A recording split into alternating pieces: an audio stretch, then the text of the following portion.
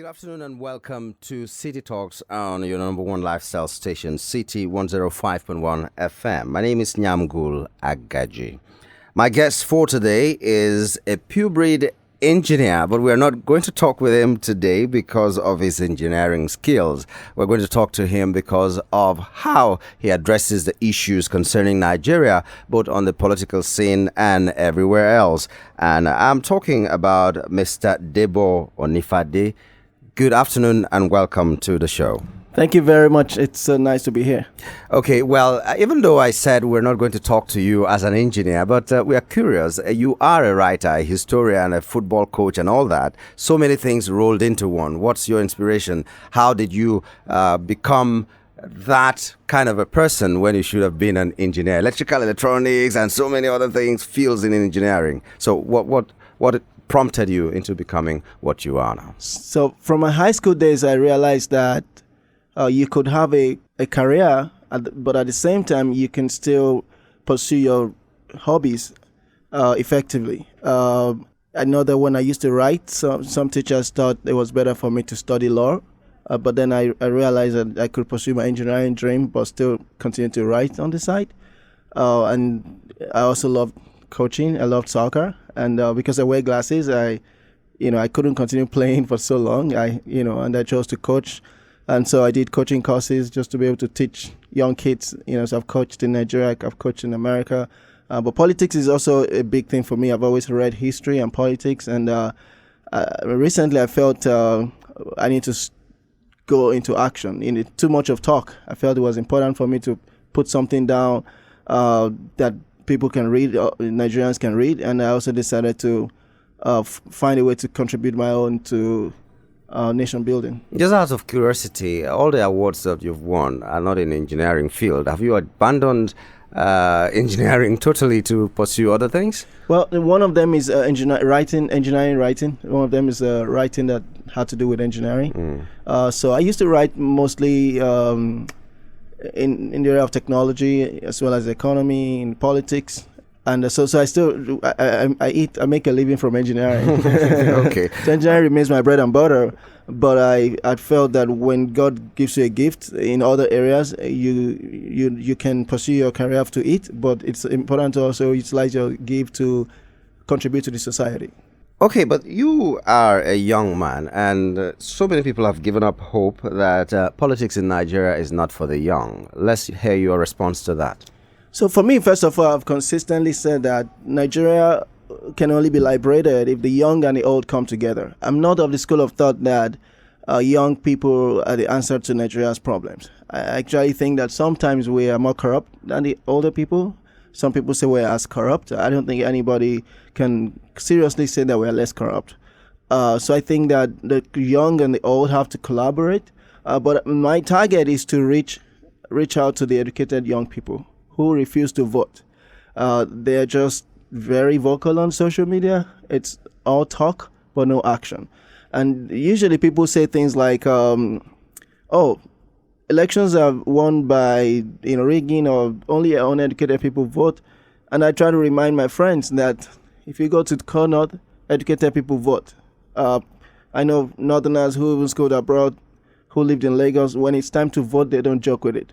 And you see their bookies on the road holding their transistor radio. They're listening to BBC Hausa, VOA Hausa. They're very politically conscious. So my target or my mission is to encourage young, educated people in Lagos and in the entire southwest, southeast, south, even in the north, that we need to vote. If I compare with America, a state like California, you'd be surprised that Republicans win in the rural areas. People think California is all liberal, not really. But the Democrats win in the city, in the urban areas. So I'm telling people, in a Lagos of 21 million people, last elections, only over 1 million people voted. I believe we have potentially more than 1 million educated people that can vote, that refuse to vote. Imagine, and all these, estimated 1 million people will tell you that my votes don't count, so why would I vote?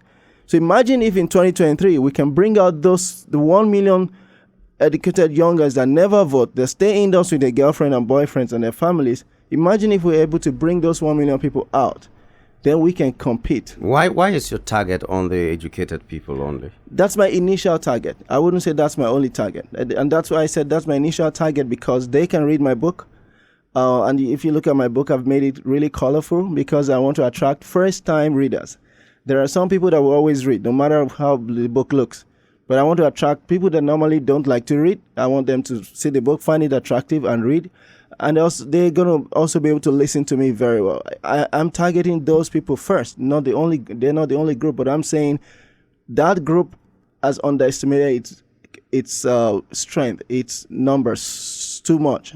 And I think we need to bring that group, first-time voters, irregular voters, we need to bring them out in 2023. We need to make sure they vote so that we can have an influence on who runs our affairs. Apart from the fact that you have identified the fact that they don't vote, the people that you're targeting initially don't vote, what other challenges do you think are militating against people participating in politics the way they should? So many of them also don't understand policies. If you listen to many of the young in presidential politics, presidential aspirants in the 2019 elections, you would really, for those of us that really understand politics, most of them didn't even understand policies.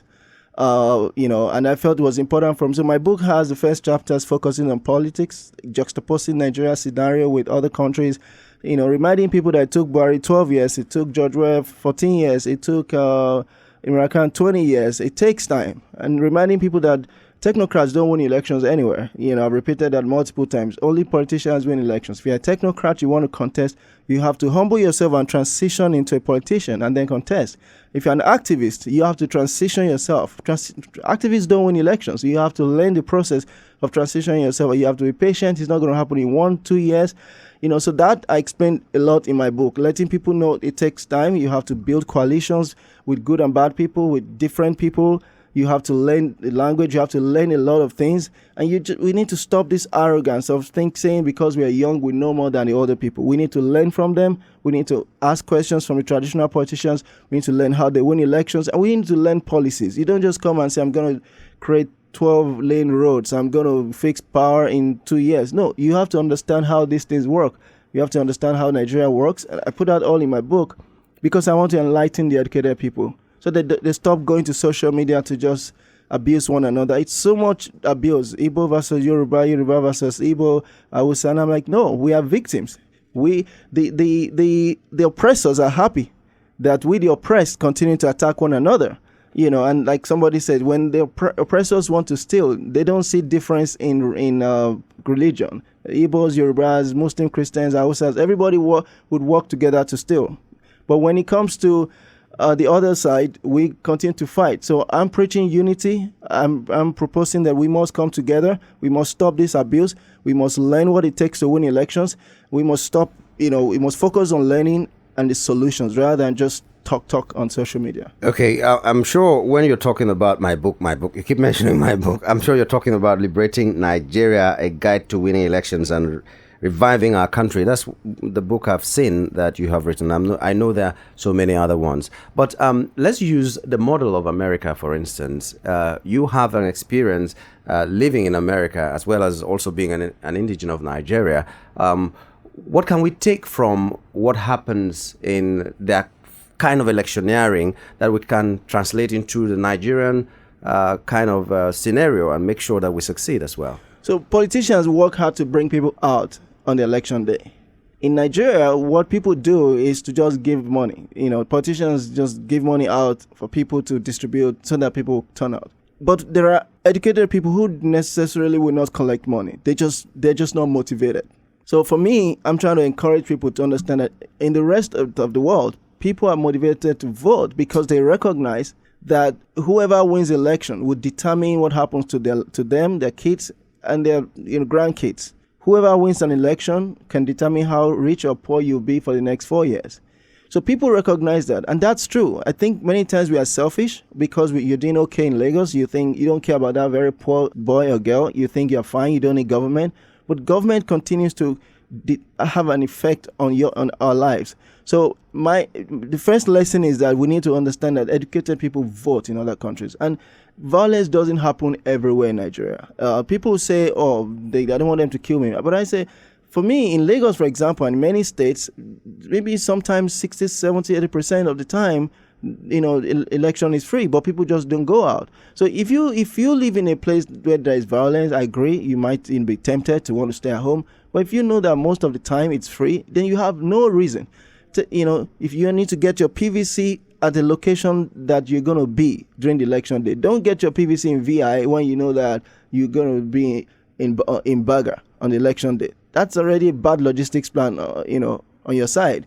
So I'm encouraging people, churches. I'm also saying that, religious organizations have to be involved. We have to mobilize people to get out to vote. And we have to start saying it now. We don't have to wait until 2023, and we have to me, it doesn't start from ambition or party. Like, I don't have a political ambition. I don't have the ambition to run for office. No. But I just want to be a part player. I want to contribute my own quota towards transforming Nigeria, and I'm challenging people. I'm telling, especially people that don't go out to vote, it's time for us to wake up. It's time for us to begin to think voting, to begin to think solutions rather than complaining only. Sometimes they say talk is not enough, because we might be talking on radio, and you have written a book and maybe have written so many other essays that will also give credence to what you're saying and also lend a hand, as it is, to what you're saying. But a famous leader in Nigeria said once that if you want something hidden, put it in a book. For Nigerians, they don't want to read. So what else can we do rather than just talk and write? Exactly. So that's why I'm so happy that you gave me an opportunity to be on your show. I've been on a couple of TV stations. That's why I've been going around. I know that this book is all everywhere in the bookshops around Nigeria. It's it's on Amazon, Jumia. But I know that not many people will read. But I'm trying to summarize this message. I'm trying to summarize this message in my interviews, and we're building a good Facebook, a good social media platform. But more importantly, I'm about creating an app, a web app that will encourage people to register, because my target or my vision is to be able to get 20 million potential voters registered on that platform between now and 2027. Because I want to be able to influence elections significantly from 2027. It's going to take a while, but as a matter of fact, the target is to have 5 million by 2023 and 20 million by 2027. And we're going to try to use technology. We will tell people, we will explain policies to people, we will explain politics to people. We will encourage people to vote, and if we can influence 5 million people in 2023, that will be huge. It may not win major elections, but it might win, make a statement, a few small elections, and make a good statement. So I'm backing beyond writing. I'm acting beyond writing. I'm trying to create a platform to bring people together from all over Nigeria, especially starting from the educated people who don't go out to vote. I'm trying to bring them together on a platform, create opportunity for us to discuss solutions, and then challenge one another to vote on the election date. Who else are you working with, who are you running with? Because you want to bring people together, people who are potential voters. But if you're driving an ideology like this, maybe you need to work with some other people. Who are the people you're collaborating with? So that's still in the works. So I would want to mention names, but Femi Falana wrote my foreword. He's months ago encouraged me. He felt that it was important for me to organize and not just write. And so I've taken up that challenge to try to organize. We're talking to a few NGOs. I'm looking for an NGO that is really, really concerned about turning people out to vote. I'm looking for donor agencies that have distribution capacity to be able to distribute books, materials, to be able to fund some of this work. Ultimately, I'm looking for partners who have the same objectives as I do, which is getting people out to vote, encouraging people to vote, especially educated people in the South. So I'm talking to a few. As soon as we get some agreements in place, we will start moving faster. A lot of people do not believe things that those that, let me do it in quote, those that run away to America come to tell us, It seems like solutions that you're bringing to us are not realizable. I agree with you. And that's why everybody that has read the book has said, oh, Debo, they are surprised. How much time do you have in Nigeria? Because you're in America one day, you are in Nigeria another day. How much time do you have in Nigeria? So there was a period I was in Nigeria every 6 weeks. In recent times, I haven't been often, but there was a period I was doing 6 weeks in America, 6 weeks in Nigeria. So I'm very much local. It's quite a lot. Yeah, in recent times I've not traveled that frequently, but it's if you read my book, you understand how local I am. I understand Nigeria's politics. I didn't write. My book is different from many of the few, not many, 2 or 3 other books that have been written in this line, because my book is very practical and pragmatic. It's not about, for example, I say things like I agree with zoning. Not many theoretical people say that. Not many of these technocrats, these young people say that. I agree with zoning. I say things like so market infrastructure is not going away anytime soon, and I proposed innovative ways to go around it. I was telling people on Rice TV on Sunday that we are more corrupt. Some youths don't like that. I'm very frank. I did my book, Liberating Nigeria: A Guide to Winning Elections and Reviving Our Country. It's very practical. Focuses on our problems, but I also compared. For example, I'm telling people it takes time. Some young people don't want to hear that. They want to become president in 1 year. I'm also telling them it can take you 20 years. It can take you 10 years. That's being practical. That's being realistic. I'm telling people that if somebody comes and tells you I'm going to fix NEPA in 2 years, it's a lie. We've heard that before. Exactly. So in my book, I have a chapter on electricity where I clearly articulated how electricity can be fixed. And that's my line, and my background is engineering. So I talked about restructuring. For example, I said that until we have a sovereign national conference, everything we are discussing is a joke. And we're not going to have a sovereign national conference anytime soon. So we need to fix the country as it is right now. So my book really, everybody that has read my book understands that I'm very local. I did not talk about, I compared America and some countries with Nigeria. When I said that politicians win elections everywhere, that's true. You hear some technocrats come to Nigeria and say, oh, it's time for technocrats to win. And I ask them, in America or UK, the countries you talk about, tell me, are there technocrats that win elections? No. Some people compare Nigeria with Rwanda. And I say, no, Rwanda is a tiny country ruled by an oppressive regime. And some respected people in Nigeria will consistently compare us with Rwanda. I'm saying, no, that's not a good comparison. So I'm not one of those highly educated people. Now, my background might suggest that I'm one of those elites, but I'm totally detached from those people in my own reason. I'm very much for the poor. I'm very much for the downtrodden.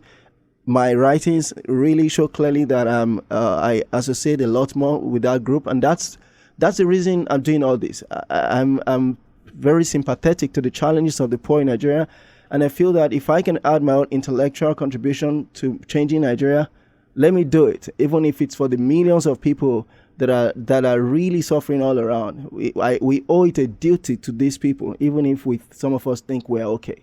Okay, right now, let's assume you were talking to me. So talk to Nigerians, just especially the youths that you want to connect with, as a final word to them that you think could make them have a change of heart and participate the way you think is best for them.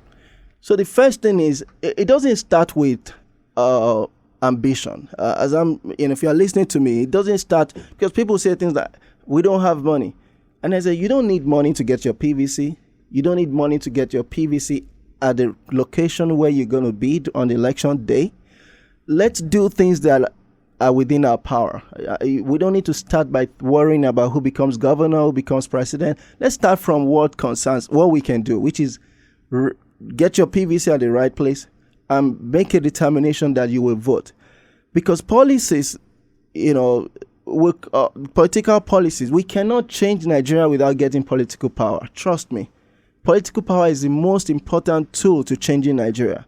And if we continue to surrender the political power to the oppressors, we're going to stay this way. Our children and grandchildren are going to even suffer much more than we did.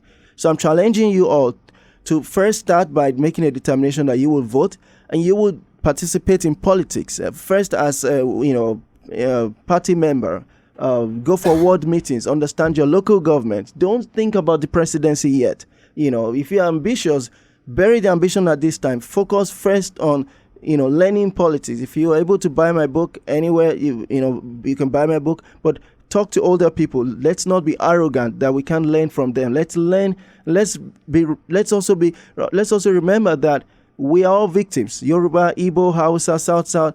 As long as you are not in that upper elite class, we're all victims. So we must come together and stop, fighting one another. Let's come together to plan how to liberate Nigeria, starting by winning elections. Okay, ladies and gentlemen, we've been talking to Debo Onifade, who eventually is having a master's degree in engineering management from a university in the USA, also a bachelor's in electrical electronics engineering in University of Ibadan, a son of the soil. And he has published so many essays and all that. So we're glad to know that he also writes in his field of study, which is engineering. So we have the advantage of reading from someone who is so versatile. We'd like to thank you today for letting us have a peek into your mind, what you think about Nigeria's politics. And we're very happy because it's rare nowadays to find people who are optimistic that we can make it work. So from the tiny droplets, we can make a mighty ocean, as they say. So we'd like to thank you for coming. We're hoping that America doesn't consume you. You will come back to Nigeria and do the needful, maybe advisory role once in a while. Absolutely. Thank you so much for coming on Thank the you show. so much. I'm so happy. I really enjoyed my time here today.